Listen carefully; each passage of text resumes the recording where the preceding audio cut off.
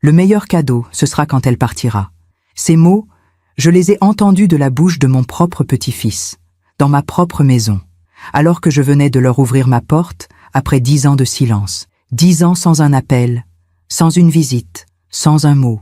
Et puis, un matin de décembre, ils sont tous revenus, avec des sourires, des embrassades, des « Mamie, tu nous as tellement manqué ».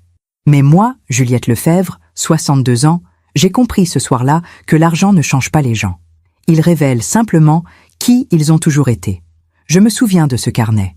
Un petit carnet bleu à spirale, posé sur la table de mon salon. Dedans, j'avais noté chaque appel que je leur avais passé, chaque message vocal laissé, chaque date d'anniversaire oubliée, 120 pages remplies de silence. Pendant 10 ans, j'ai appelé, j'ai envoyé des lettres, j'ai proposé des déjeuners. Rien. Soriane, ma fille, répondait parfois avec un « Maman, on est très occupés, tu comprends ». Charlotte, Sacha, Florent, mes petits-enfants, ne décrochaient jamais. Je me suis dit que c'était ma faute, que j'avais dû faire quelque chose de mal, que j'étais peut-être trop insistante, trop vieille, trop seule. Alors j'ai arrêté d'appeler. Et puis, il y a 2 semaines, ma vie a basculé. Un ticket de loto acheté par hasard dans une supérette près de chez moi. 120 millions d'euros. J'ai relu le résultat 3 fois. J'ai tremblé, j'ai pleuré. Pas de joie, mais de peur, parce que je savais ce qui allait arriver. 48 heures plus tard, ils étaient tous devant ma porte. Soriane, les larmes aux yeux. Charlotte, avec un bouquet de fleurs. Sacha et Florent, souriant comme s'ils n'avaient jamais disparu. « Mamie, on a vu la nouvelle aux informations. On voulait être sûr que tu allais bien. » Je les ai fait entrer. Parce que c'est ce qu'on fait, n'est-ce pas? On ouvre la porte, on sourit, on pardonne. Mais cette nuit-là, alors que je passais devant la chambre d'amis où il dormait, j'ai entendu Sacha murmurer à Charlotte « Le meilleur cadeau, ce sera quand elle partira. » Et Charlotte a ri doucement. Je ne suis pas entrée dans la chambre, je ne les ai pas confrontés. Je suis retournée dans mon lit, ce carnet bleu serré contre ma poitrine. Et pour la première fois en 10 ans, j'ai souri. Parce que j'ai enfin compris. Ils n'étaient pas revenus par amour. Ils étaient revenus pour l'argent. Et maintenant que je savais, je pouvais faire ce que j'aurais dû faire il y a bien longtemps. Parfois, on pardonne trop, on excuse trop, on espère trop. Et vous, avez-vous déjà été trahi par ceux que vous aimiez le plus? Racontez-moi votre histoire dans les commentaires. J'aimerais vous lire. Il y a eu un temps où cette maison était pleine de rire. C'était il y a longtemps. Avant le silence. Avant les appels sans réponse. Avant que je ne devienne invisible aux yeux de ma propre famille. Je me souviens de l'odeur du dimanche, le poulet rôti au four, les pommes de terre dorées, la tarte aux pommes qui refroidissait sur le rebord de la fenêtre. Soriane arrivait toujours vers midi, avec les enfants. Charlotte avait 8 ans, Sacha 6, Florent 4. Ils couraient dans le jardin. Ils se cachaient derrière les rosiers. Ils criaient « Mamie, viens jouer !» et je laissais tout tomber pour les rejoindre. Mon mari, Pierre, était encore là. Il fumait sa pipe sur la terrasse, un journal plié sur les genoux. Il disait toujours « Juliette, tu les gâtes trop ». Mais il souriait en le disant. Après sa mort, en 2007, j'ai cru que la famille allait se resserrer, qu'on aurait besoin les uns des autres, que Soriane viendrait plus souvent. Au début, c'est ce qui s'est passé. Elle m'appelait 2 fois par semaine. « Maman, comment tu vas? Tu as besoin de quelque chose ?» Les enfants venaient encore les mercredis. On faisait des gâteaux ensemble. Charlotte me racontait ses devoirs. Sacha me montrait ses dessins. Florent s'endormait sur mes genoux en regardant des dessins animés. Je me sentais utile. J'étais grand-mère. J'avais une place. Mais les années ont passé. Les enfants ont grandi. Charlotte est entrée au lycée. Sacha s'est passionné pour le football. Florent a commencé à passer ses après-midi chez des amis. Soriane a eu une promotion. « Maman, tu comprends, avec mon nouveau poste, je n'ai plus beaucoup de temps. » Je comprenais. Bien sûr que je comprenais. Les mercredis sont devenus mensuels. Puis les dimanches aussi. Puis les appels ont cessé d'être réguliers.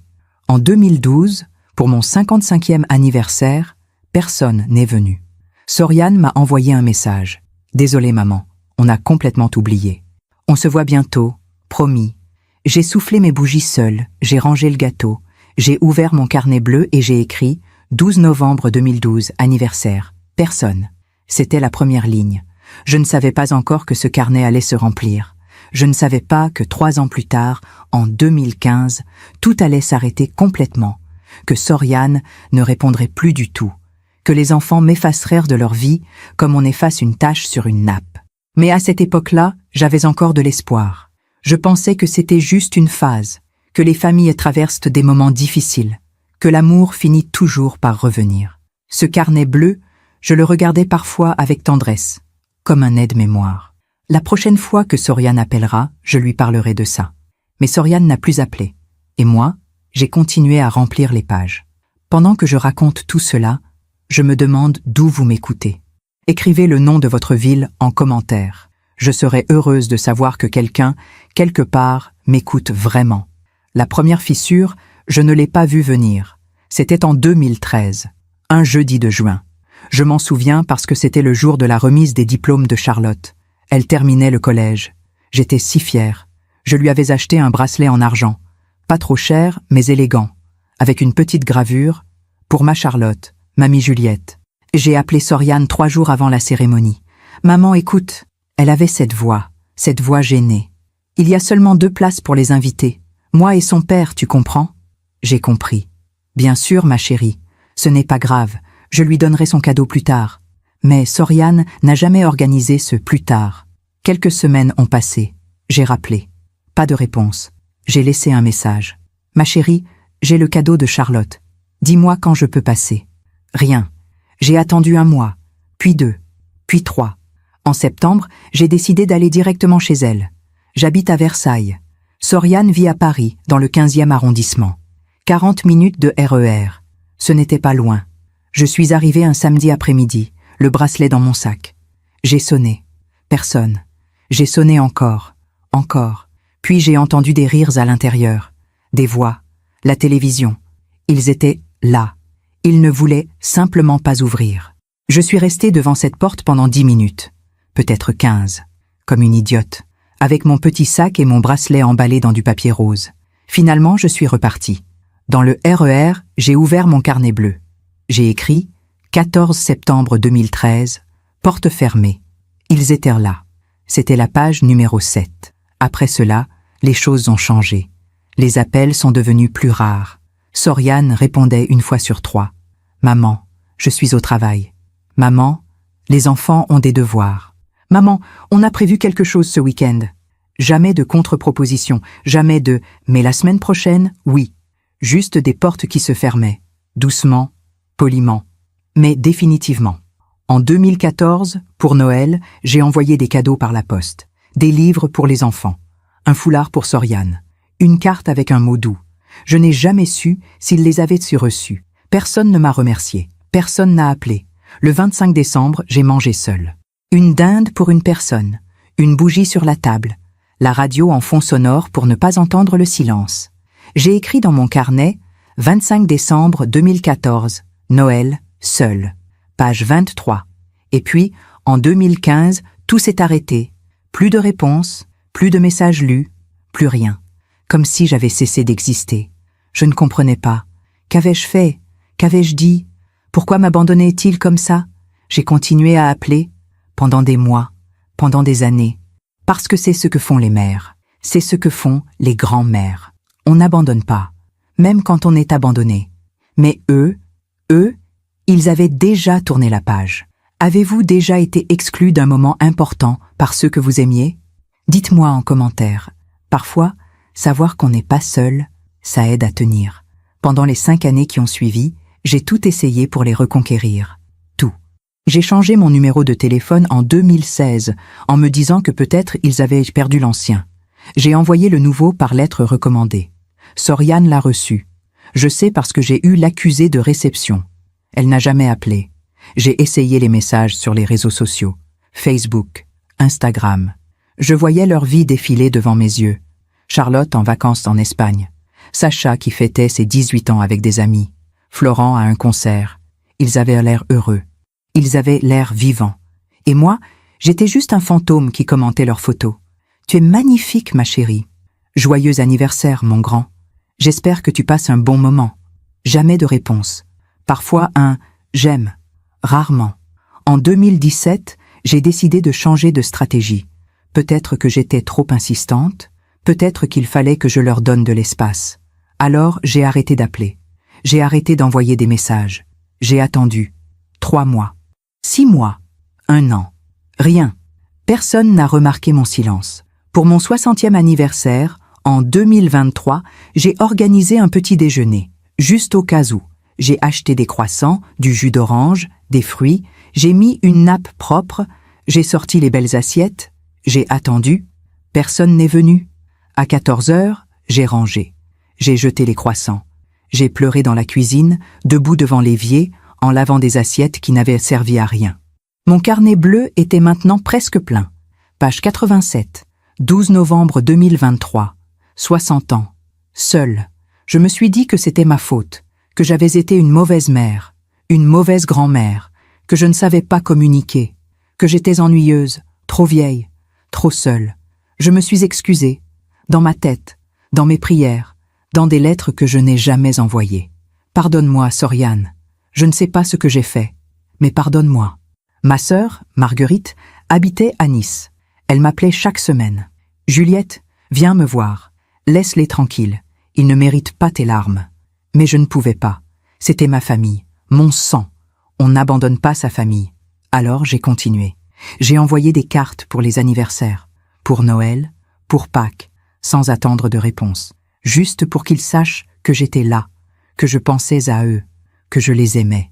En 2024, j'ai essayé une dernière fois. J'ai écrit une longue lettre à Soriane, 3 pages. Je lui ai dit tout. Combien je souffrais, combien je me sentais invisible, combien j'avais besoin d'eux. Je ne veux pas d'argent, je ne veux pas d'excuses.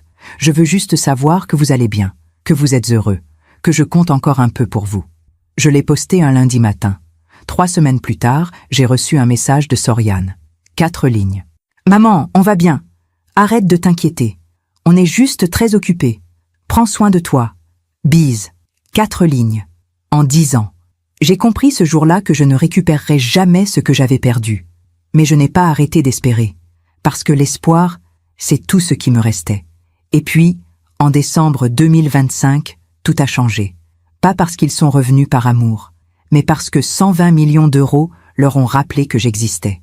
Je me demande encore si j'ai bien fait de continuer à essayer pendant toutes ces années. Et vous? Avez-vous déjà espéré trop longtemps? Racontez-moi. Le 8 décembre 2025, ma vie a basculé. J'étais dans la supérette du quartier, celle où je vais chaque samedi matin pour faire mes courses. Toujours les mêmes produits, toujours le même trajet. Une vie simple, prévisible. En passant devant le comptoir, j'ai vu les tickets de loterie. Je n'avais jamais joué. Jamais. Pierre disait toujours « c'est jeter l'argent par les fenêtres ». Mais ce jour-là, je ne sais pas pourquoi, je me suis arrêté. Un ticket, s'il vous plaît. 3 €. J'ai coché des numéros au hasard. Le 12, le 23, le 38. Des dates qui ne voulaient rien dire.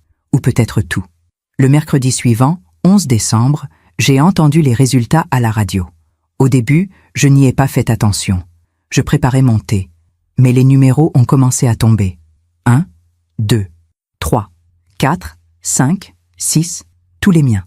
J'ai laissé tomber ma tasse. Elle s'est brisée sur le carrelage. Mais je ne l'ai pas ramassée. Je suis restée là, debout, tremblante, le ticket à la main. 120 millions d'euros. Je n'ai pas crié de joie. Je n'ai pas pleuré de bonheur. J'ai pleuré de peur. Parce que je savais exactement ce qui allait se passer. Le lendemain, j'ai contacté la Française des Jeux. J'ai fait valider mon ticket. Ils m'ont félicité. Ils m'ont pris en photo. Ils m'ont demandé si je voulais rester anonyme. Oui, absolument. Mais 2 jours plus tard, la nouvelle était partout. Pas mon nom, pas mon adresse complète, mais assez. Une retraitée de Versailles remporte 120 millions d'euros. Le samedi matin, 13 décembre, mon téléphone a sonné. Un numéro que je connaissais par cœur. Soriane. Mon cœur s'est arrêté. J'ai décroché en tremblant. Maman? Sa voix. Après des années. Douce, inquiète. Maman, c'est toi? J'ai vu les informations. Cette personne à Versailles qui a gagné, c'est toi? J'ai hésité. Une part de moi voulait mentir. Dire non. Raccrocher. Mais je ne sais pas mentir. Oui, ma chérie. C'est moi. Un silence. Puis elle a éclaté en sanglots. Maman! Oh mon Dieu! Je suis tellement heureuse pour toi. On arrive tout de suite. Ne bouge pas. 1 heure plus tard, ils étaient tous là. Soriane, Charlotte, Sacha, Florent. Ils ont sonné à la porte comme une tempête. Des embrassades, des larmes, des « Mamie, on est si fiers de toi !» Charlotte m'a offert un bouquet de roses blanches. « Mamie, tu nous as tellement manqué !» Sacha m'a serré dans ses bras. « On est désolé, mamie. On a été trop occupés.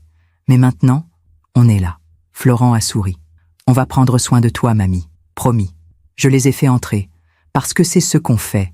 Parce que j'avais attendu ce moment pendant 10 ans. Ils ont rempli mon salon.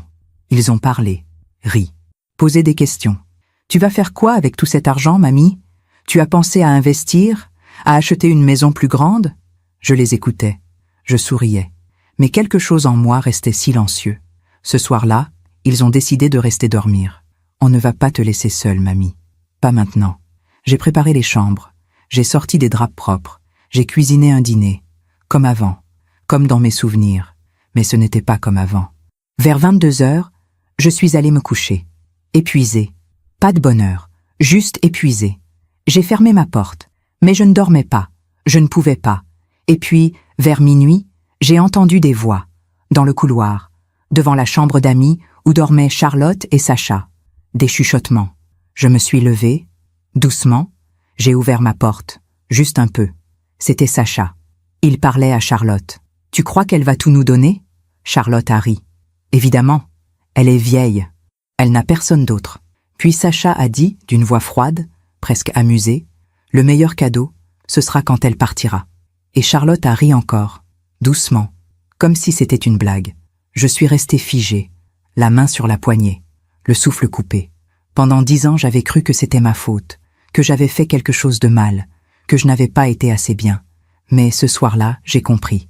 Ce n'était pas moi, c'était eux. Je suis retournée dans ma chambre. J'ai fermé la porte. J'ai pris mon carnet bleu. Page 119. 14 décembre 2025. Ils sont revenus. Pas par amour, par intérêt. Et pour la première fois en 10 ans, j'ai souri. Parce que maintenant, je savais exactement ce que j'allais faire. Avez-vous déjà découvert que quelqu'un que vous aimiez ne vous aimait pas pour les bonnes raisons? Dites-moi en commentaire. Parfois, la vérité fait mal, mais elle libère aussi. Cette nuit-là, je n'ai pas dormi. Je suis restée assise dans mon lit, le carnet bleu ouvert sur mes genoux, à relire 10 ans de silence, 10 ans de messages non retournés, 10 ans d'anniversaires oubliés, 10 ans de mensonges que je me racontais à moi-même. Ils sont occupés, ils m'aiment, mais ils ne savent pas comment le montrer. C'est ma faute. Toutes ces excuses, toutes ces justifications, tout ce pardon que je leur avais donné sans qu'ils ne le demandent jamais. Et maintenant, cette phrase. Le meilleur cadeau, ce sera quand elle partira. À 5 heures du matin, je me suis levée. J'ai fait du café. Je me suis assise à la table de la cuisine, face à la fenêtre. Le jour n'était pas encore levé. La maison était silencieuse. J'ai pensé à Pierre. S'il avait été là, qu'aurait-il dit? Je connaissais la réponse. Il aurait été furieux. Il les aurait mis dehors immédiatement. Juliette, arrête de te laisser marcher dessus. Tu vaux mieux que ça. Mais Pierre n'était plus là depuis 18 ans. Et moi, j'avais passé ces 18 années à essayer de garder une famille qui ne voulait plus de moi. Vers 7 heures, j'ai entendu des bruits à l'étage, des portes qui s'ouvraient, des pas dans le couloir, des voix ensommeillées. Charlotte est descendue la première. Elle portait un de mes vieux peignoirs. Elle m'a souri. « Bonjour, mamie. Tu as bien dormi ?» J'ai souri aussi. « Oui, ma chérie. Et toi ?»« Très bien. C'est tellement agréable d'être ici. Ça faisait longtemps. Tellement longtemps. 10 ans. » Sacha et Florent sont arrivés ensuite. Puis, Soriane. Ils se sont installés autour de la table, comme une famille normale, comme si rien ne s'était passé. J'ai préparé le petit déjeuner. Du pain grillé, de la confiture, du café, des jus de fruits, tout ce que j'avais préparé pendant des années pour des gens qui ne venaient jamais. Ils ont mangé, ils ont ri, ils ont parlé de leur vie, de leurs projets, de leurs rêves. Personne n'a mentionné les 10 ans de silence. Personne n'a demandé pardon. Personne n'a dit « Mamie, on est désolé ». Vers 10 heures, Soriane a commencé à parler d'argent. « Maman, il faut qu'on discute. 120 millions, c'est énorme. Tu as besoin de conseils, de protection. » Charlotte a acquiescé. « Mamie, Il y a des gens qui pourraient essayer de profiter de toi. Sacha a ajouté, on devrait peut-être consulter un avocat, un conseiller financier. Florent a souri. On est là pour t'aider, mamie. Tu n'es pas seule. Je les écoutais. Je hochais la tête. Je souriais. Mais à l'intérieur, quelque chose s'était brisé. Définitivement. Parce que ce n'était pas de l'amour. Ce n'était pas de l'inquiétude. C'était de la stratégie. Soriane a sorti son téléphone. J'ai déjà contacté quelqu'un. Un ami qui travaille dans la gestion de patrimoine. Il peut te rencontrer la semaine prochaine. Maman, tu devrais aussi penser à nous. Elle a dit cela doucement, presque timidement. Je veux dire, tu as toujours voulu aider tes petits-enfants, non? Leur offrir un avenir meilleur? Charlotte a baissé les yeux. Mamie, je rêve d'acheter un appartement. Mais avec les prix à Paris, Sacha a ajouté, moi, j'aimerais créer ma propre entreprise. Mais les banques ne me prêtent rien. Florent a souri. Et moi, j'ai toujours rêvé de voyager, de voir le monde. Ils parlaient tous en même temps. Ils me regardaient avec des yeux suppliants, des yeux pleins d'espoir. Mais moi, je voyais autre chose. Je voyais Sacha, à 2 heures du matin, chuchotant « Le meilleur cadeau, ce sera quand elle partira ». Je voyais Charlotte, riant doucement. Complice. Je voyais Soriane, qui n'avait pas répondu à mes appels pendant 10 ans, mais qui avait trouvé mon numéro en moins de 24 heures quand il s'agissait d'argent. J'ai posé ma tasse de café, calmement. Les enfants, je vais réfléchir. Soriane a froncé les sourcils. Maman, il ne faut pas attendre trop longtemps. Il faut organiser tout ça correctement. Je sais, ma chérie, mais j'ai besoin de temps. Charlotte a posé sa main sur la mienne. Mamie, on est là pour toi. On veut juste t'aider. J'ai regardé sa main. Cette main qui n'avait pas serré la mienne depuis des années. Cette main qui maintenant cherchait quelque chose. Pas moi, mon argent. Ils sont restés toute la journée du dimanche. Ils ont regardé la télévision. Ils ont parlé. Ils ont ri. Moi, j'ai cuisiné. J'ai servi. J'ai souri. Mais dans ma tête, je faisais des calculs, des plans, des décisions. Le soir, avant de repartir, Soriane m'a serré dans ses bras. Maman, on revient demain. On ne va pas te laisser seule. Charlotte a embrassé ma joue. Je t'aime, mamie. Sacha a souri. À demain, mamie. Florent a agité la main depuis la voiture. J'ai fermé la porte derrière eux. J'ai attendu que leurs voix disparaissent dans la rue, que le bruit du moteur s'éloigne. Puis je suis retourné dans ma chambre. J'ai ouvert mon carnet bleu. Page 120. 15 décembre 2025. Ils veulent l'argent. Pas moi. La vérité est claire maintenant. Puis j'ai fait quelque chose que je n'avais jamais fait. J'ai ouvert mon ordinateur, j'ai cherché sur Internet comment changer de testament en urgence. J'ai lu, pendant des heures, jusqu'à ce que le soleil se lève à nouveau. Le lundi matin, 16 décembre, j'ai appelé mon notaire. Maître Dupont, c'est Juliette Lefebvre. J'ai besoin de vous voir aujourd'hui. C'est urgent. Il a hésité. Madame Lefebvre, mon agenda est très chargé. Maître, j'ai gagné 120 millions d'euros à la loterie et je veux changer mon testament, aujourd'hui. Il y a eu un silence. Puis, je vous attends à 14 heures. À 13 heures, Soriane a appelé. Maman, on arrive dans 1 heure. On a rendez-vous avec le conseiller financier à 15 heures. Ma chérie, je ne peux pas aujourd'hui. J'ai un rendez-vous. Un rendez-vous? Avec qui? C'est personnel. Un silence. Puis, d'une voix froide, Maman, tu ne devrais pas prendre de décisions importantes toute seule. Je ne suis pas seule, ma chérie, je suis avec moi-même. J'ai raccroché. À 14 heures, j'étais dans le bureau de Maître Dupont. Un homme élégant, la cinquantaine, des lunettes rondes et un sourire bienveillant. Madame Lefebvre, félicitations pour votre gain. Comment puis-je vous aider? Je me suis assise. J'ai posé mon carnet bleu sur son bureau. Maître, j'ai un testament qui laisse tout à ma fille Soriane. Je veux le changer. Il a hoché la tête. Vous voulez répartir différemment entre vos héritiers? Non. Je veux tout laisser à ma sœur, Marguerite Leblanc. Elle vit à Nice. Il a levé les yeux. Surpris. Votre fille, elle ne recevra rien? Rien. Et vos petits-enfants? Rien non plus. Maître Dupont a retiré ses lunettes. Il m'a regardé avec attention. Madame Lefebvre, c'est une décision importante. Êtes-vous certaine? J'ai ouvert mon carnet. Je lui ai montré les pages. Les 120 pages remplies de dates, d'anniversaires oubliés, d'appels sans réponse, de Noël seul. Maître, pendant 10 ans, ils m'ont ignoré. Et maintenant qu'il y a de l'argent, ils sont revenus. Hier soir, j'ai entendu mon petit-fils dire « Le meilleur cadeau, ce sera quand elle partira ». J'ai refermé le carnet. Je suis certaine.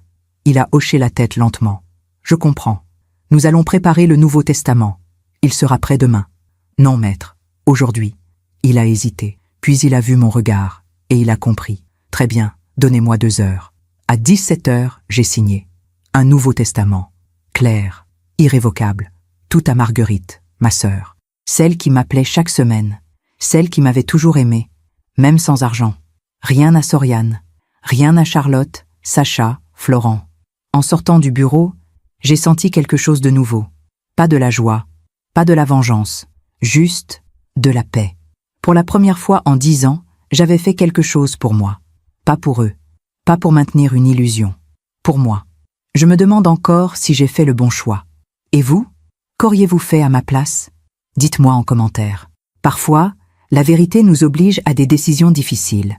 Le mardi 17 décembre, ils sont revenus, tous les 4, à 9 heures du matin, sans prévenir.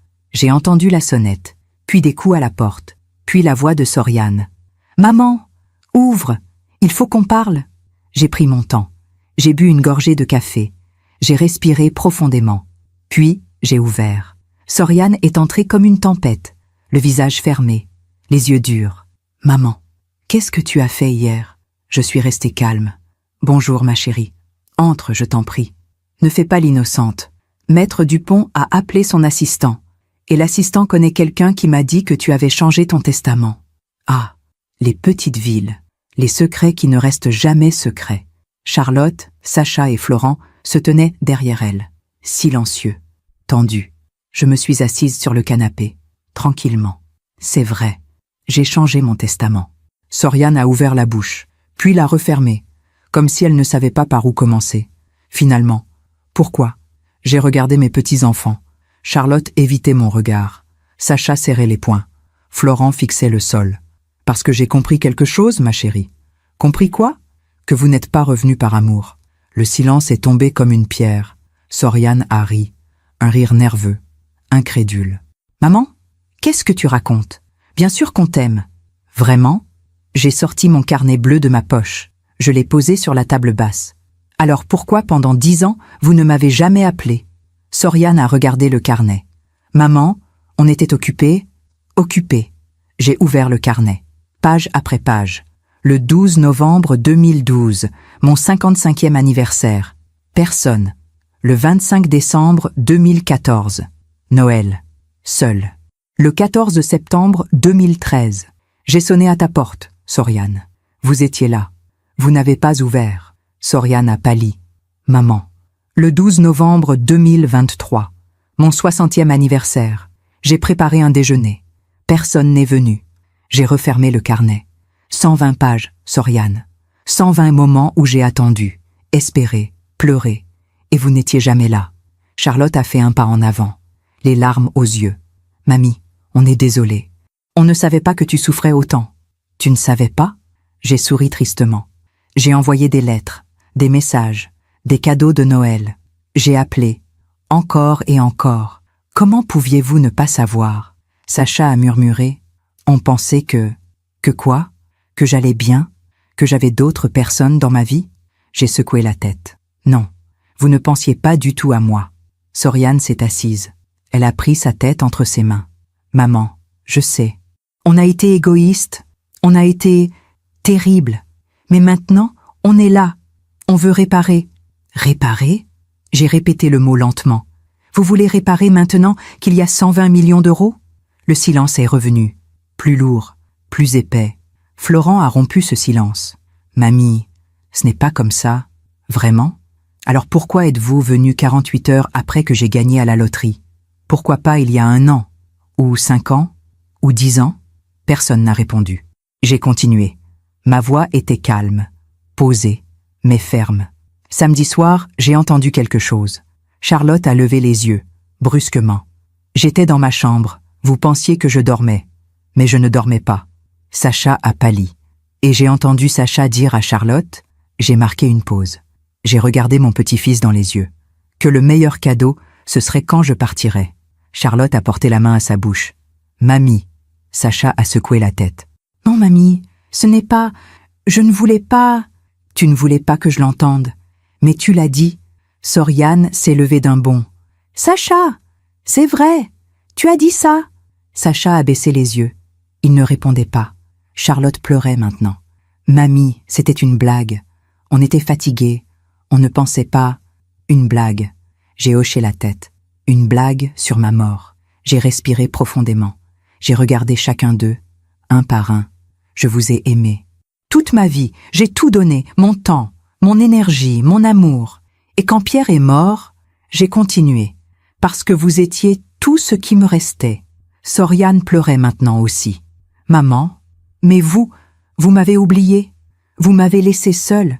Et maintenant que j'ai de l'argent, vous revenez. Pas parce que vous m'aimez, mais parce que vous voulez quelque chose. J'ai pris le carnet bleu. Je l'ai serré contre moi. Alors oui, j'ai changé mon testament. Tout va à Marguerite. Ma sœur, celle qui m'a appelée chaque semaine pendant 10 ans, celle qui m'a invitée à Nice, celle qui m'a aimée sans rien attendre en retour. Soriane s'est avancée vers moi. Maman, tu ne peux pas faire ça. Je peux, et je l'ai fait. Charlotte sanglotait. Mamie, s'il te plaît, donne-nous une chance. On va changer. On va être meilleur. Meilleur. J'ai souri tristement. Vous aviez 10 ans pour être meilleur. 10 ans où je vous ai supplié de revenir. Maintenant c'est trop tard. Sacha a fait un pas vers moi. Mamie, je suis désolée, vraiment. Ce que j'ai dit, je ne le pensais pas. Peut-être, mais tu l'as dit. Et Charlotte a ri. Et vous étiez tous complices. Soriane a explosé. Maman, tu es cruelle. Tu nous punis pour une phrase. Une phrase? J'ai levé mon carnet. Non, Soriane, je vous punis pour 120 pages, pour 10 ans de silence, pour 10 ans d'anniversaire oublié, pour 10 ans où j'ai existé seulement quand c'était utile pour vous. Elle m'a regardé, les yeux rouges, le visage défait. Tu n'as pas le droit. J'ai tous les droits. C'est mon argent, ma vie, ma décision. Il y a eu un long silence. Personne ne bougeait. Personne ne parlait. Puis Soriane a pris son sac. Très bien, tu veux être seule, tu seras seule. Elle est allée vers la porte. Charlotte, Sacha et Florent l'ont suivie. À la porte, Soriane s'est retournée. Une dernière fois. Tu vas le regretter, maman. J'ai souri. Tristement, mais paisiblement. Non, ma chérie. Je regrette seulement de ne pas l'avoir fait plus tôt. La porte s'est fermée, violemment. J'ai entendu leur voix dans la rue. Des cris, des pleurs, puis le bruit de la voiture qui démarrait. Je suis restée debout dans mon salon, seule. Le silence est revenu. Ce silence que je connaissais si bien. Ce silence qui avait été mon compagnon pendant 10 ans. Mais cette fois, c'était différent. Cette fois, ce n'était pas le silence de l'abandon. C'était le silence de la liberté. J'ai ouvert mon carnet bleu. Page 121. 17 décembre 2025. Je les ai affrontés. Je leur ai dit la vérité. Ils sont partis. Et je ne regrette rien. Puis, j'ai fait quelque chose que je n'avais pas fait depuis longtemps. J'ai appelé Marguerite. Elle a décroché à la première sonnerie. Comme toujours. Juliette, sa voix. Douce, familière, aimante. Marguerite. J'ai souri. Est-ce que je peux venir à Nice? Un silence. Puis, bien sûr, ma chérie. Quand? Demain. Demain? Oui, je veux partir d'ici. Je veux recommencer. Marguerite a ri. Un rire léger, heureux. Tu sais que tu es toujours la bienvenue. Tu as mis 10 ans à comprendre, mais mieux vaut tard que jamais. Merci Marguerite. Ne me remercie pas. C'est ce que font les sœurs. On s'aime, sans condition, sans attente. J'ai raccroché. J'ai regardé autour de moi. Cette maison, ces murs, ces souvenirs, tout ce que j'avais construit avec Pierre, tout ce que j'avais essayé de préserver pour Soriane et les enfants. Mais ce n'était plus ma maison. C'était une prison. Et il était temps de partir. Avez-vous déjà dû choisir entre votre dignité et votre famille? Racontez-moi en commentaire. Parfois, partir, c'est la seule façon de se retrouver. Le mercredi 18 décembre, j'ai commencé à ranger ma vie. Pas toute ma vie. Juste ce qui comptait vraiment. J'ai ouvert les placards, les tiroirs, les boîtes au fond du grenier. 35 ans dans cette maison. 35 ans de souvenirs. Mais je n'allais pas tout emporter. Je n'allais garder que l'essentiel. J'ai commencé par les photos. Des albums entiers. Pierre et moi, le jour de notre mariage, En 1985, j'avais 22 ans. Lui, 26. On souriait comme si le monde nous appartenait. Pierre tenant Soriane dans ses bras, quelques heures après sa naissance. 1988. Il pleurait de joie. Soriane enfant, courant dans le jardin. Soriane adolescente, boudeuse mais belle. Soriane adulte, le jour de son mariage. Et puis, les petits-enfants. Charlotte, bébé. Sacha faisant ses premiers pas. Florent soufflant ses bougies d'anniversaire. J'ai regardé ces photos longtemps. J'ai pleuré. Pas de colère, pas de regret. Juste de tristesse. Parce que ces moments avaient été réels. Ils avaient été beaux. Et quelque part, entre ces sourires et aujourd'hui, quelque chose s'était brisé. Mais je ne pouvais pas les forcer à m'aimer. Je ne pouvais pas acheter leur affection avec 120 millions d'euros. Tout ce que je pouvais faire, c'était partir. Avec dignité. J'ai mis les photos de Pierre dans une valise. Celle de Soriane enfant. Celle des petits-enfants quand ils étaient petits. Avant que tout ne change. Les photos récentes, celles où il souriait à l'appareil mais jamais à moi, je les ai laissées dans les albums. Je les ai fermées. Je les ai rangées dans un carton. Un jour, peut-être, Soriane viendrait les chercher. Ou peut-être pas. Ensuite, j'ai trié les vêtements. Les robes que je ne portais plus. Les chaussures trop vieilles. Les manteaux qui prenaient la poussière. J'ai rempli 6 sacs. Pour les associations caritatives. Je n'allais garder que l'essentiel. Des vêtements simples, élégants. Pour une nouvelle vie. Une vie à Nice, près de la mer, près de Marguerite. L'après-midi, j'ai appelé une agence immobilière. « Bonjour, je voudrais vendre ma maison. Rapidement. » La femme au téléphone a pris mes coordonnées. « Nous pouvons passer demain pour une estimation. »« Parfait. Venez demain matin. »« Madame, puis-je vous demander pourquoi cette urgence ?» J'ai hésité, puis j'ai souri. Parce que je recommence ma vie. Et je n'ai plus 20 ans. Je ne veux pas perdre de temps. Elle a ri. « Je comprends. À demain, Madame Lefebvre. » Le soir, j'ai préparé un dîner. Simple, une soupe, du pain, du fromage. Je me suis assise à table, seule, comme d'habitude. Mais pour la première fois depuis longtemps, je ne me sentais pas seule. Je me sentais libre. Mon téléphone a sonné. Un numéro inconnu. J'ai hésité, puis j'ai décroché. « Allô ? Madame Lefebvre ?» Une voix de femme. Jeune, professionnelle. « Je m'appelle Émilie Rousseau. Je suis journaliste au Parisien. J'aimerais vous interviewer au sujet de votre gain à la loterie. » J'ai fermé les yeux. Bien sûr, les médias. Je ne suis pas intéressée. Madame, je comprends. Mais c'est une histoire inspirante. Une femme seule qui gagne 120 millions. Je ne suis pas seule. J'ai coupé doucement. J'ai une sœur qui m'aime. Et c'est suffisant. J'ai raccroché. Quelques minutes plus tard, un message. De Soriane. Maman, j'ai vu que des journalistes te cherchent. Ne leur parle pas. Ça pourrait te mettre en danger. Appelle-moi. J'ai lu le message. 2 fois. Elle s'inquiétait pour moi. Ou pour son image. Je n'ai pas répondu. Le jeudi 19 décembre, l'agent immobilier est venu. Un homme d'une 50aine d'années. Costume élégant. Sourire commercial. Il a visité la maison. Le salon. La cuisine. Les chambres. Le jardin.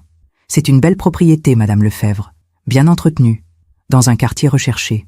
Combien ? Je dirais entre 500 000 et 600 000 euros. J'ai hoché la tête. Vendez-la, au prix que vous voulez, mais rapidement. Il a froncé les sourcils. Madame, si vous acceptez un prix plus bas, nous pouvons vendre en quelques semaines. Mais si vous attendez, je n'attends pas. Vendez. Il a sorti des documents. Un mandat de vente, des formulaires. J'ai tout signé, sans hésiter. Cette maison était pleine de souvenirs. Mais les souvenirs heureux étaient loin. Trop loin. Maintenant, il ne restait que les échos du silence. Après son départ, j'ai appelé Marguerite. « Ma chérie, tu arrives quand ?»« Demain, j'ai réservé un billet de train. J'arrive à Nice à 16h. »« Parfait, je t'attends à la gare. »« Oh, Juliette, je suis si heureuse. » Sa voix, pleine de chaleur, de sincérité. C'est ça l'amour, ai-je pensé. Pas les mots, pas les promesses. Juste la présence, la constance, la fidélité.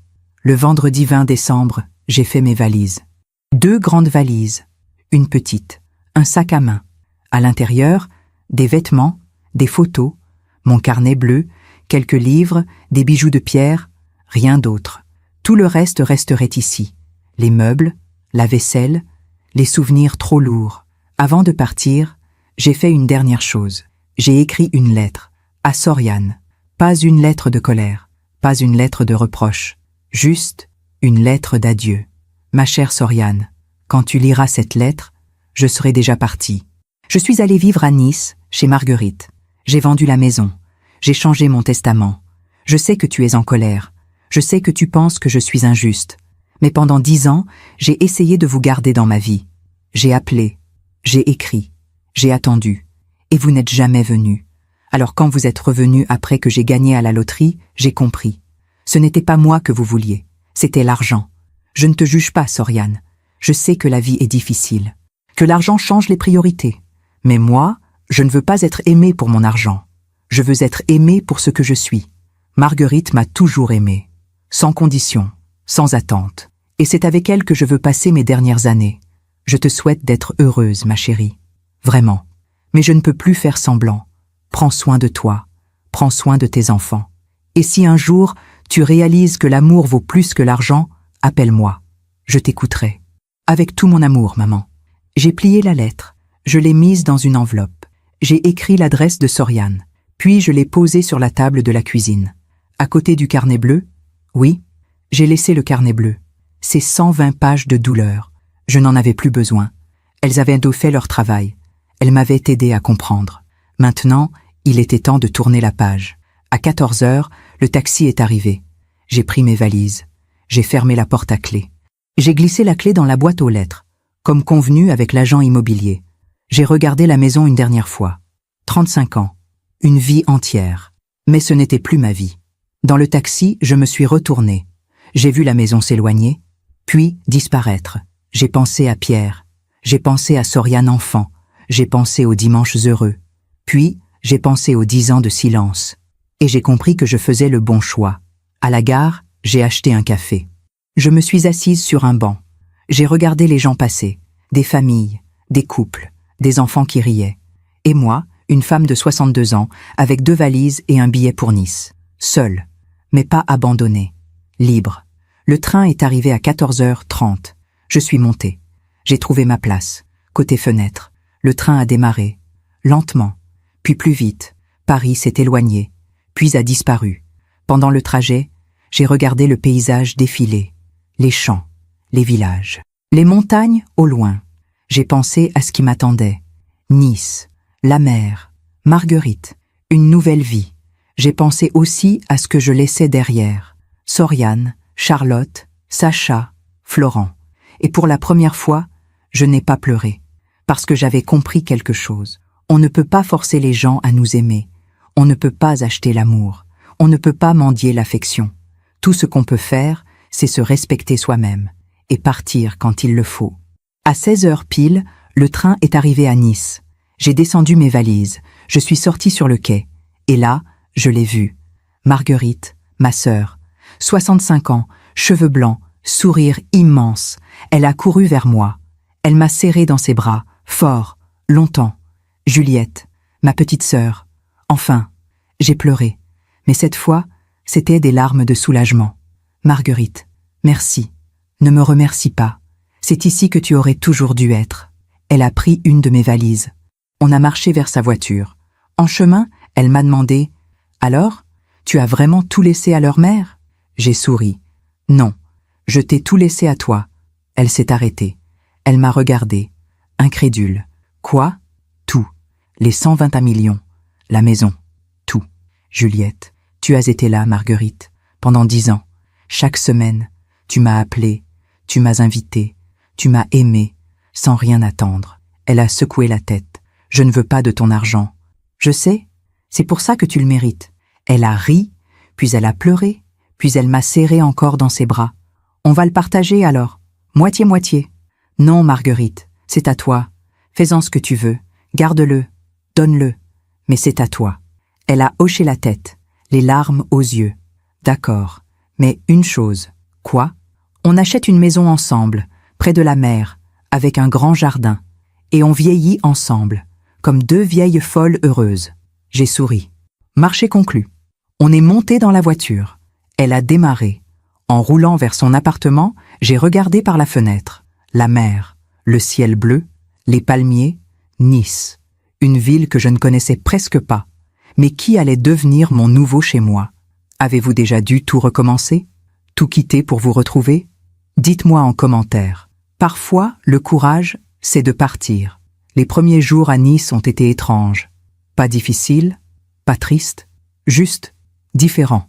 Je me réveillais dans une chambre que je ne reconnaissais pas. J'entendais des bruits nouveaux.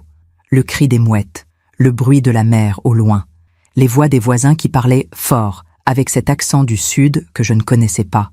Mais Marguerite était là, chaque matin, avec un café, un sourire, une présence qui ne demandait rien. Alors, ma belle, tu as bien dormi? Oui, mieux que depuis longtemps. Et c'était vrai. Le samedi 21 décembre, on est allé se promener sur la promenade des Anglais. Il faisait doux, 15 degrés. Le soleil brillait, la mer était calme. On a marché lentement. Marguerite me tenait le bras, pas parce que j'en avais besoin, juste parce que c'était naturel. Tu vois, Juliette, c'est ça la vie. Le soleil, la mer, la simplicité. J'ai souri. Je crois que j'avais oublié. Tu ne l'avais pas oublié. Tu t'étais juste perdue dans les attentes des autres. On s'est assise sur un banc, face à la mer. Marguerite m'a regardée. Tu as des nouvelles de Soriane? Non, rien. Tu crois qu'elle va essayer de te retrouver? J'ai haussé les épaules. Peut-être, ou peut-être pas, je ne sais pas. Et pour la première fois, ça ne me fait pas mal. Marguerite a hoché la tête. C'est bon signe. Mais elle avait raison de poser la question. Parce que le dimanche 22 décembre, tout a explosé. Ce matin-là, Marguerite est allée acheter le journal. Elle est revenue, le visage fermé. « Juliette, regarde. » Elle m'a tendu le journal. En première page de la rubrique locale, la gagnante de la loterie disparaît. Sa famille inquiète lance un appel. J'ai lu l'article, lentement. Soriane Mercier, 47 ans, lance un appel pour retrouver sa mère. Juliette Lefebvre, 62 ans, qui a disparu sans laisser de traces après avoir gagné 120 millions d'euros à la loterie. Ma mère est fragile. Elle vit seule depuis des années. Nous craignons qu'elle ait été manipulée ou mise en danger. Si quelqu'un l'a vue, contactez-nous, déclare Madame Mercier, visiblement émue. Les petits-enfants de Madame Lefebvre, Charlotte, Sacha et Florent se disent dévastés par cette disparition. On l'aime tellement. On veut juste savoir qu'elle va bien, confie Charlotte, 26 ans. La famille a déposé une main courante au commissariat de Versailles. J'ai reposé le journal. Mes mains tremblaient. Fragile. J'ai répété le mot. Elle dit que je suis fragile, que j'ai peut-être été manipulée. Marguerite s'est assise à côté de moi. C'est du théâtre, Juliette. Elle joue la victime pour que tu aies l'air coupable. Je sais. J'ai fermé les yeux. Mais les gens vont la croire. Ils vont penser que je suis une vieille femme sénile qui s'est fait avoir. Et alors? Marguerite a pris ma main. Tu sais la vérité. C'est tout ce qui compte. Mais l'article ne s'est pas arrêté là. Le lendemain, lundi 23 décembre, d'autres journaux ont repris l'histoire. Une famille déchirée par l'argent. Loterie. Quand la fortune brise les liens. La fille inquiète pour sa mère milliardaire. Soriane a donné des interviews. À la radio, à la télévision. Je les ai regardées, sur l'ordinateur de Marguerite. Soriane pleurait face à la caméra, les yeux rouges, la voix tremblante. Ma mère, elle était tout pour nous. Mais depuis qu'elle a gagné, elle a changé. Elle est devenue méfiante, froide. Elle nous a déshérités. Elle a vendu la maison sans nous prévenir. Elle a disparu. L'intervieweur a demandé « Vous pensez qu'elle a été manipulée ?» Je ne sais pas. Peut-être. Ou peut-être qu'elle ne va pas bien psychologiquement. L'argent peut faire ça. Changer les gens. Charlotte était là aussi, à côté de sa mère, les larmes aux yeux. « Mamie, si tu nous entends, reviens, s'il te plaît. On t'aime. On veut juste te parler. » Sacha a ajouté « On ne veut pas ton argent, mamie. On veut toi. » J'ai éteint l'ordinateur. Marguerite me regardait. « Ils sont doués. »« Oui, très doués. »« Tu vas leur répondre ?» J'ai réfléchi. Longtemps. Non, parce que j'avais compris quelque chose. Si je répondais, si je me justifiais, si je racontais ma version, ça deviendrait une bataille, une guerre médiatique. Elle dirait une chose, je dirais autre chose, et les gens choisiraient un camp. Mais je ne voulais pas me battre. Je voulais juste vivre, en paix. Alors j'ai fait quelque chose de simple. J'ai appelé Maître Dupont. Maître, c'est Juliette Lefebvre. Madame Lefebvre, j'ai vu les articles. Vous allez bien? Très bien, maître. Je suis à Nice, chez ma sœur. et je vais rester ici. Votre fille prétend que vous avez disparu. Je n'ai pas disparu. J'ai juste changé de vie. Et c'est mon droit. Absolument. Maître, je veux que vous fassiez quelque chose pour moi. Dites-moi. Je veux que vous envoyiez une lettre à Soriane, avec copie aux journaux. Une lettre simple, où vous confirmez que je vais bien, que je suis chez ma sœur, que j'ai pris mes décisions en toute lucidité, que je ne suis ni manipulée ni en danger. C'est tout. C'est tout. Pas de justification, pas d'explication. Juste les faits. Très bien, je m'en occupe. Le mardi 24 décembre, la lettre est parue. Dans les journaux. Sur Internet. Communiqué officiel de Maître Dupont, notaire, je confirme que Madame Juliette Lefebvre, 62 ans, est en parfaite santé physique et mentale. Elle réside actuellement à Nice, chez sa sœur, Madame Marguerite Leblanc. Elle a pris toutes ses décisions de manière libre et éclairée, en présence de son notaire. Madame Lefebvre souhaite vivre sa nouvelle vie en paix et demande à sa famille de respecter son choix. Fait à Versailles, le 24 décembre 2025. Après ça, le silence. Soriane n'a pas répondu. Elle n'a pas donné d'autres interviews, parce qu'elle n'avait plus d'arguments. Mais quelques jours plus tard, j'ai reçu un message. De Charlotte. Pas un appel, pas une lettre, juste un message. Sur WhatsApp. Mamie, je sais que tu ne veux plus nous parler. Je comprends. Enfin, j'essaie de comprendre. Maman est effondrée. Sacha et Florent aussi. Moi aussi. Je sais qu'on a été horrible. Je sais qu'on t'a abandonné. Et je sais que cette phrase que Sacha a dite, elle t'a fait mal. Il le regrette. Vraiment. Mais mamie, tu étais tout pour nous quand on était petits. Tu te souviens? Les mercredis, les gâteaux, les histoires que tu nous racontais? Je sais qu'on ne peut pas revenir en arrière. Mais est-ce qu'on peut au moins se parler? Une fois, j'ai lu le message. 3 fois. Marguerite m'a regardé. Tu vas répondre? Je ne sais pas. Elle a l'air sincère. Peut-être. Ou peut-être qu'elle joue encore un rôle. J'ai réfléchi toute la journée. Et finalement, j'ai répondu. Pas un long message. Juste quelques lignes. Charlotte, je me souviens de tout. Des mercredis, des gâteaux, des histoires. Et c'est justement parce que je me souviens que ça fait si mal. Pendant 10 ans, j'ai essayé de retrouver ces moments. J'ai appelé. J'ai écrit. J'ai attendu. Vous n'êtes jamais venu. Et quand vous êtes revenu, ce n'était pas pour moi. C'était pour l'argent. Je ne te déteste pas, Charlotte. Je ne vous déteste pas. Mais je ne peux pas faire semblant que rien ne s'est passé. J'ai besoin de vivre ma vie. Loin de la douleur. Loin des attentes. Loin de vous. Peut-être qu'un jour, on pourra se parler. Mais pas maintenant. Prends soin de toi. Mamie. Je l'ai envoyé. Puis j'ai éteint mon téléphone.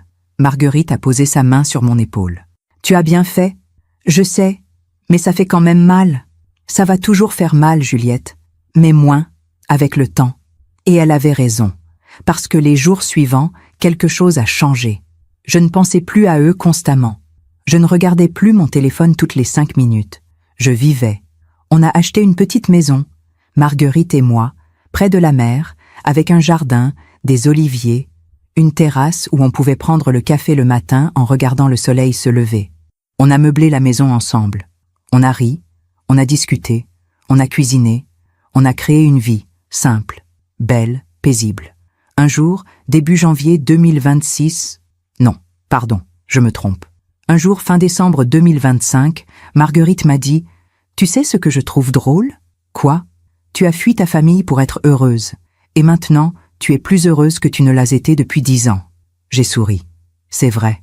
C'est ça, la justice, Juliette. Pas la vengeance, pas la punition. Juste vivre bien, malgré tout. Et c'était exactement ça. Je n'avais pas détruit Soriane. Je ne l'avais pas humiliée. Je ne lui avais pas fait de mal. Je l'avais juste laissé partir. Et en faisant ça, je m'étais libérée. Parfois, le soir, je pensais à eux. Je me demandais s'ils regrettaient, s'ils comprenaient, s'ils souffraient. Et puis, je me rappelais cette phrase. Le meilleur cadeau, ce sera quand elle partira. Ils avaient eu leur souhait. J'étais partie, mais pas comme ils l'imaginaient. Pas dans un cercueil, pas en leur laissant tout. J'étais partie vivante, heureuse, libre. Et ça, c'était ma justice. Pas bruyante, pas spectaculaire, juste poétique. Avez-vous déjà vécu une justice silencieuse? Où la vie vous a rendu ce qu'on vous avait pris? Racontez-moi en commentaire. Parfois, le meilleur des châtiments, c'est de vivre heureux malgré tout. Aujourd'hui, nous sommes le 23 décembre 2025. Cela fait exactement 3 jours que je suis arrivée à Nice. 3 jours que j'ai quitté Versailles. 3 jours que j'ai tourné la page. Et pourtant, j'ai l'impression que c'était il y a une éternité. Ce matin, je me suis réveillée avec le soleil. Pas avec une alarme.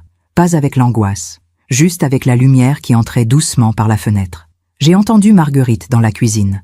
Le bruit de la cafetière, le cliquetis des tasses, sa voix qui fredonnait une vieille chanson. Je me suis levée. J'ai enfilé ma robe de chambre. J'ai ouvert la fenêtre. L'air était doux. La mer scintillait au loin. Les mouettes criaient. Un chat traversait le jardin. Et j'ai souri. Marguerite m'a tendu un café. « Alors, ma belle, comment tu te sens ?»« Bien, vraiment bien. Pas de regret ?» J'ai réfléchi, honnêtement. Non, aucun regret. Elle a hoché la tête. Tant mieux, parce que la vie est trop courte pour regretter d'avoir choisi la paix. On s'est assise sur la terrasse, face au jardin, face au ciel. Marguerite a dit « Tu sais ce que je trouve incroyable ?»« Quoi ?» Pendant 10 ans, tu as porté leur silence, leur absence, leur rejet. Et tu ne t'es jamais plainte, tu n'as jamais baissé les bras, tu as continué à les aimer. Je ne savais pas faire autrement. Je sais, c'est pour ça que tu es forte, Juliette. Pas parce que tu as tenu, mais parce que tu as su partir. J'ai pensé à cette phrase. Longtemps, partir. Ce mot qui sonne comme un abandon, comme une fuite, comme une défaite. Mais non, partir, ce n'était pas abandonner. C'était choisir. Choisir de ne plus accepter l'inacceptable. Choisir de ne plus mendier l'amour. Choisir de vivre. Marguerite a repris. « Tu sais ce que maman disait toujours ?»« Quoi ?»« On enseigne aux gens comment nous traiter. » J'ai souri tristement. « Alors j'ai mal enseigné. »« Non, tu as enseigné la bonté, le pardon, la patience.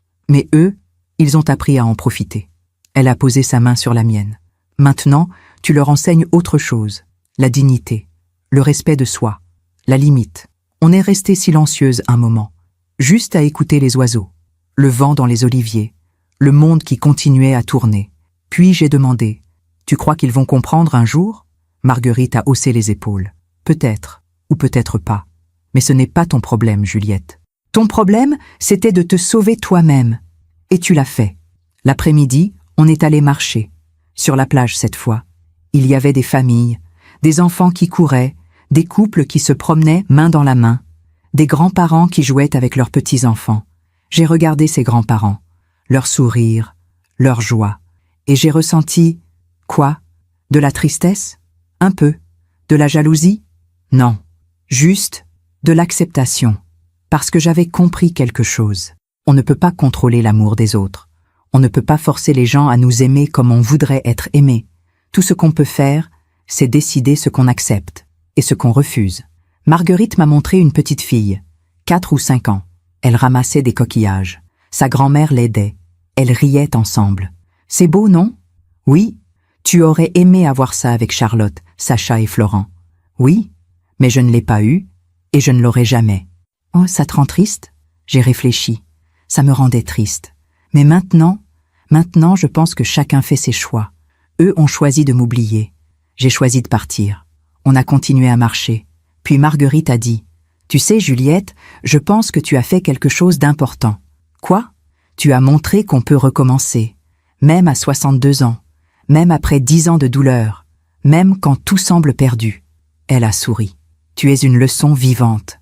Le soir, de retour à la maison, j'ai décidé d'écrire. Pas dans un carnet bleu cette fois. Je n'avais plus besoin de noter ma douleur. Non, j'ai écrit une lettre, à moi-même. Chère Juliette, tu as 62 ans. Tu as vécu une vie longue, parfois heureuse, souvent difficile. Tu as aimé un homme merveilleux. Pierre, il t'a rendue heureuse pendant 22 ans. Puis il est parti. Et tu as continué. Seule, mais debout. Tu as élevé une fille. Soriane. Tu l'as aimée de tout ton cœur. Tu as tout donné. Et elle s'est éloignée. Peut-être que tu n'as pas été parfaite. Personne ne l'est. Mais tu as fait de ton mieux. Tu as eu 3 petits-enfants. Charlotte, Sacha, Florent. Tu les as adorés. Tu as rêvé de les voir grandir, de partager leur vie. Mais ils t'ont oublié. Ce n'est pas ta faute. C'est juste la vie. Pendant 10 ans, tu as souffert. Tu t'es senti invisible, abandonné, inutile. Tu as douté de toi. Tu t'es accusé. Tu t'es excusé pour des fautes que tu n'avais pas commises. Mais aujourd'hui, tu es libre. Tu as gagné 120 millions d'euros. Tu aurais pu les acheter. Acheter leur amour, leur présence, leur sourire. Mais tu as choisi autre chose. Tu as choisi la vérité, la dignité, la paix. Tu as tout donné à Marguerite, pas parce qu'elle le méritait plus, mais parce qu'elle t'a aimé sans condition, sans calcul, sans attente. Et maintenant, tu es ici, à Nice, près de la mer, près de ta sœur, loin de la douleur. Tu es libre, Juliette. Enfin, alors continue. Vis, souris, profite du soleil, écoute les mouettes, bois ton café sur la terrasse, lis des livres, regarde la mer. Et si un jour, Soriane comprend, si un jour, Charlotte, Sacha ou Florent frappent à ta porte avec un vrai pardon, tu décideras. Mais aujourd'hui, tu ne dois rien à personne. Tu te dois juste à toi-même. Avec tout mon amour, Juliette. J'ai plié la lettre. Je l'ai rangée dans un tiroir. Peut-être que je la relirai dans 1 an, ou dans 10 ans, ou jamais. Mais l'écrire m'a fait du bien. Le soir, Marguerite et moi avons préparé le dîner ensemble. Une salade niçoise, du poisson grillé, du pain frais, un verre de vin blanc. On a mangé lentement. On a parlé de tout, de rien, de nos projets, de la maison qu'on allait acheter, du jardin qu'on allait planter. On a ri, beaucoup. Et pour la première fois depuis 10 ans, je me suis sentie chez moi. Après le dîner, on s'est assise sur la terrasse. Le ciel était étoilé. L'air était frais. Marguerite a dit « Tu sais ce que je pense ?»« Quoi ?»« Que Pierre serait fier de toi. » J'ai senti les larmes monter. « Tu crois ?»« J'en suis sûre. Il t'aimait pour ta force, pour ta bonté, pour ton cœur. Et aujourd'hui, tu as prouvé que tu avais tout ça. J'ai pensé à Pierre, à son sourire, à sa voix, à ses mains. S'il avait été là, qu'aurait-il dit ? Je connaissais la réponse. « Juliette, je suis fière de toi. Tu as fait ce qu'il fallait. Tu as choisi la paix. Et maintenant, vis, vis, pour nous deux. » J'ai fermé les yeux. J'ai respiré profondément. Et j'ai senti quelque chose que je n'avais pas senti depuis longtemps. La légèreté. Plus tard dans la soirée, mon téléphone a vibré. Un message de Charlotte. « Mamie, je comprends. Je ne vais plus t'embêter. Mais je voulais juste te dire merci pour les mercredis, pour les gâteaux, pour les histoires, pour tout. Je ne l'oublierai jamais. Même si tu ne veux plus me voir. Je t'aime. Charlotte. » J'ai lu le message. 3 fois. Marguerite m'a regardé. « Tu vas répondre ? Pas maintenant. Peut-être un jour, quand je serai prête. Et si tu n'es jamais prête, alors je ne répondrai jamais. Et ce sera mon droit. » Marguerite a hoché la tête. « Tu sais, Juliette, tu as fait quelque chose que beaucoup de gens ne font jamais. »« Quoi ? » ?»« Tu as mis tes limites. Tu as dit non. Tu as choisi toi-même. » Elle a souri. « C'est ça, être forte. » Ce soir-là, avant de dormir, j'ai regardé par la fenêtre. La mer, les étoiles, la ville qui scintillait au loin. Et j'ai pensé à tout ce chemin. Les 10 ans de douleur, les appels sans réponse, les anniversaires seuls, les larmes silencieuses.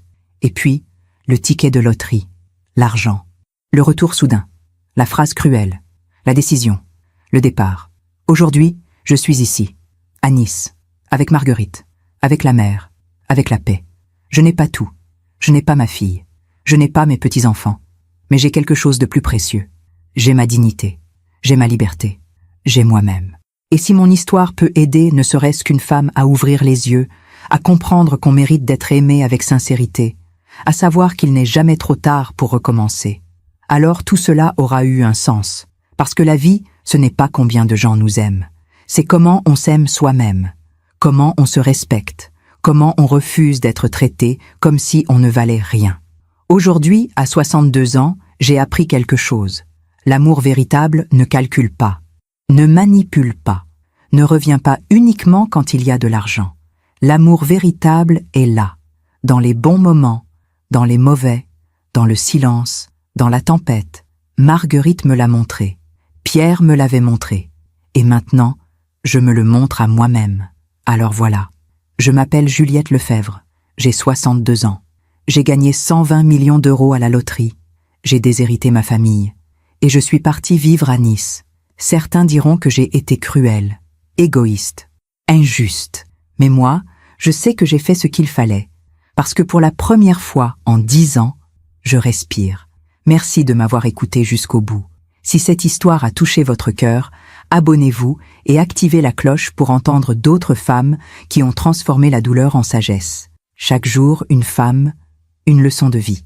Partagez cette histoire avec quelqu'un que vous aimez. Parfois, une histoire change toute une journée. Que Dieu vous bénisse et à très bientôt.